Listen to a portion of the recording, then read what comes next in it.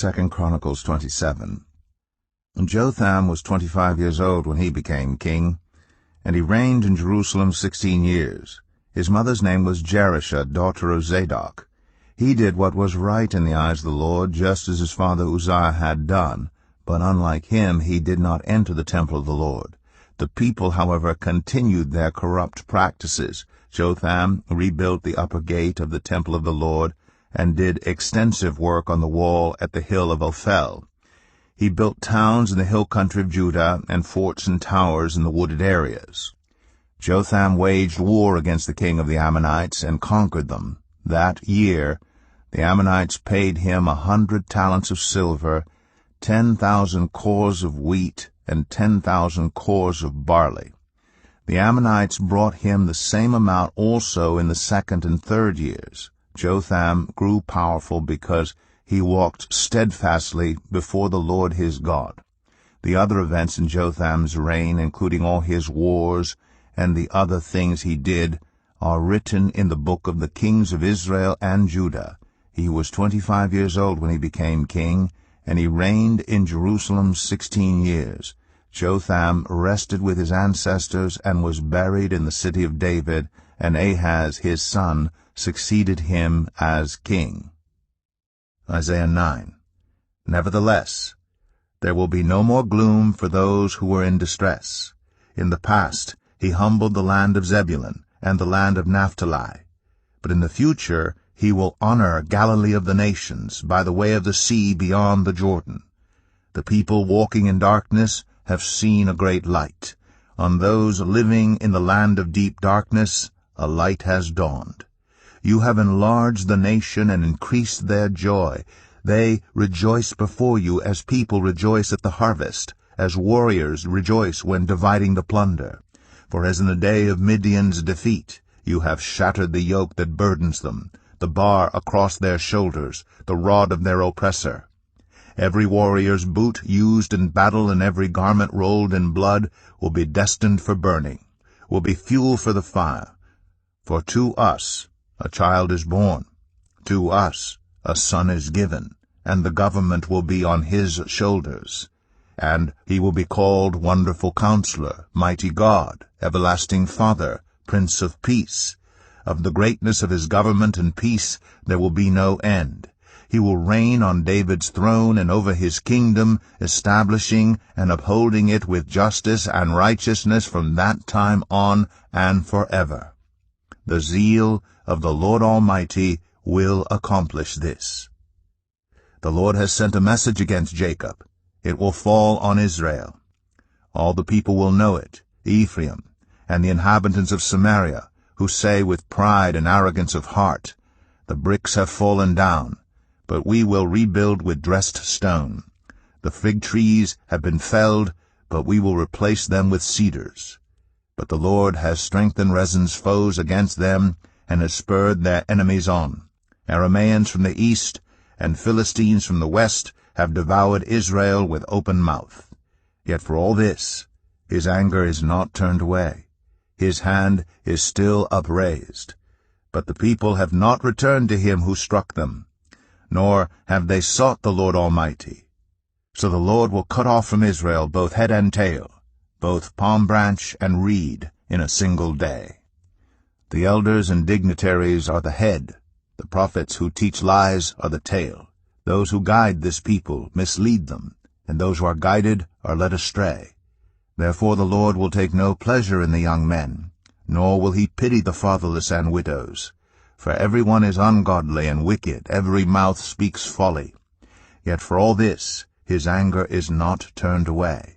His hand is still upraised. Surely wickedness burns like a fire. It consumes briars and thorns. It sets the forest thickets ablaze, so that it rolls upward in a column of smoke. By the wrath of the Lord Almighty the land will be scorched, and the people will be fuel for the fire. They will not spare one another. On the right they will devour, but still be hungry.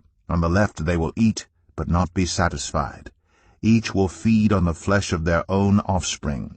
Manasseh will feed on Ephraim, and Ephraim on Manasseh. Together they will turn against Judah. Yet for all this his anger is not turned away, his hand is still upraised. Isaiah 10. Woe to those who make unjust laws, to those who issue oppressive decrees, to deprive the poor of their rights, and withhold justice from the oppressed of my people, making widows their prey, and robbing the fatherless. What will you do on the day of reckoning, when disaster comes from afar? To whom will you run for help? Where will you leave your riches? Nothing will remain but to cringe among the captives or fall among the slain. Yet for all this, his anger is not turned away, his hand is still upraised. Woe to the Assyrian, the rod of my anger, in whose hand is the club of my wrath. I send him against a godless nation. I dispatch him against a people who anger me, to seize loot and snatch plunder, and to trample them down like mud in the streets. But this is not what he intends. This is not what he has in mind. His purpose is to destroy, to put an end to many nations. Are not my commanders all kings, he says? Has not Calno fared like Carchemish? Is not Hamath like Arpad, and Samaria like Damascus? As my hand seized the kingdoms of the idols, kingdoms whose images excelled those of Jerusalem and Samaria, shall I not deal with Jerusalem and her images as I dealt with Samaria and her idols?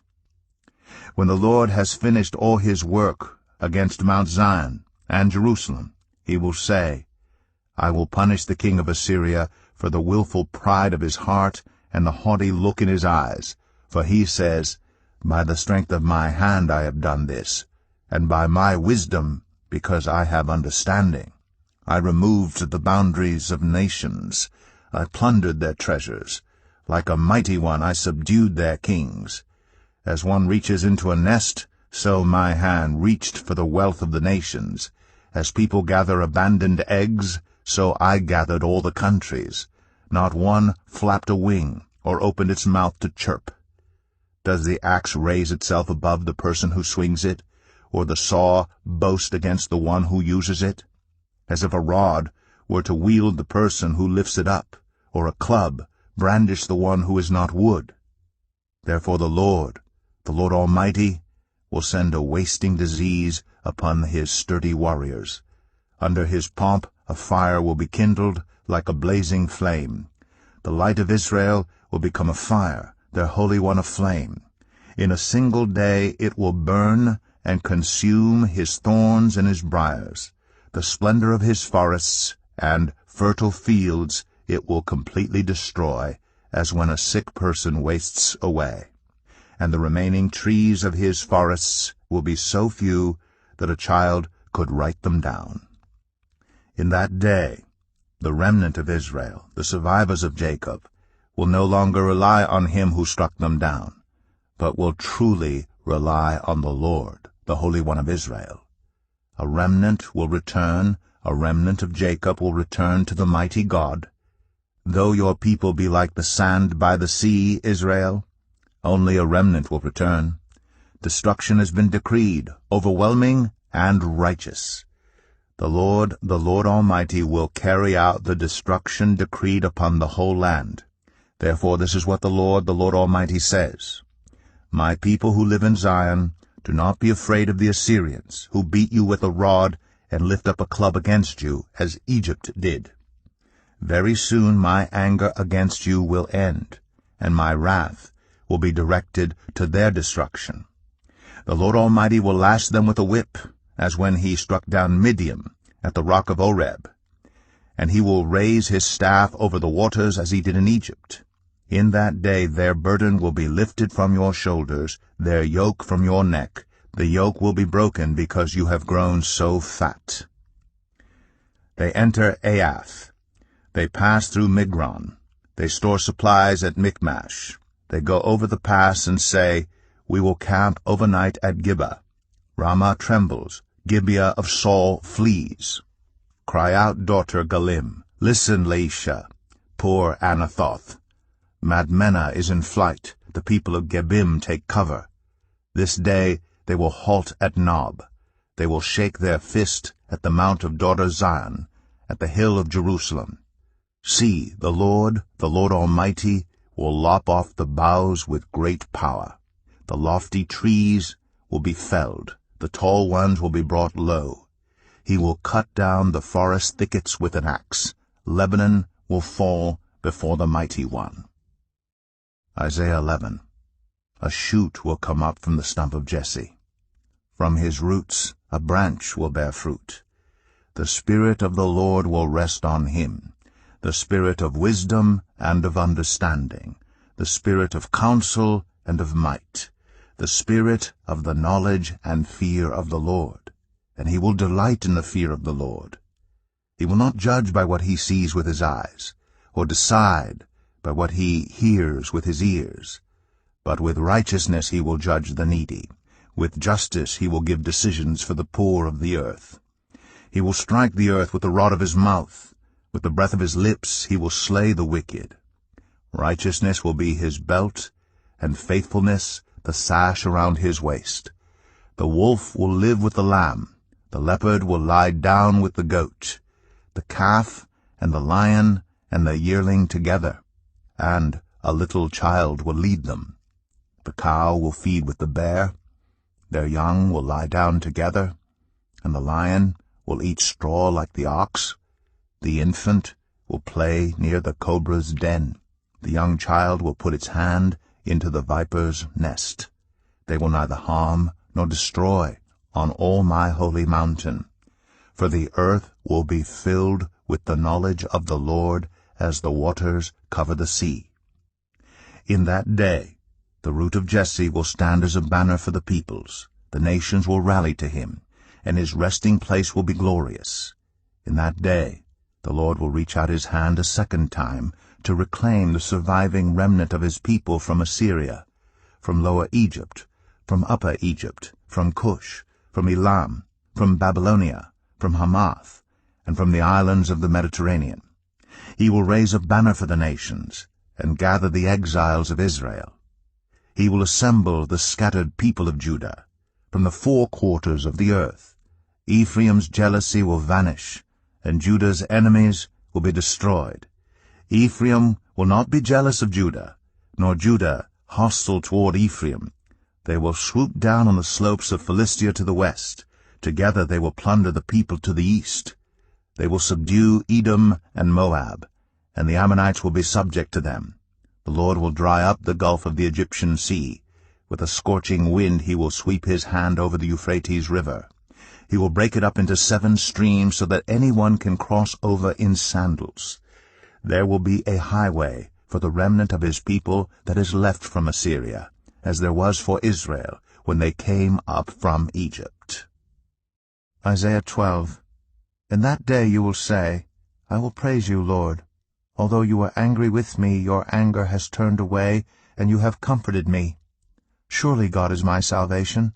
I will trust and not be afraid. The Lord himself is my strength and my defense. He has become my salvation. With joy you will draw water from the wells of salvation. In that day you will say, Give praise to the Lord, proclaim his name, make known among the nations what he has done, and proclaim that his name is exalted. Sing to the Lord, for he has done glorious things. Let this be known to all the world. Shout aloud and sing for joy, people of Zion, for great is the Holy One of Israel among you.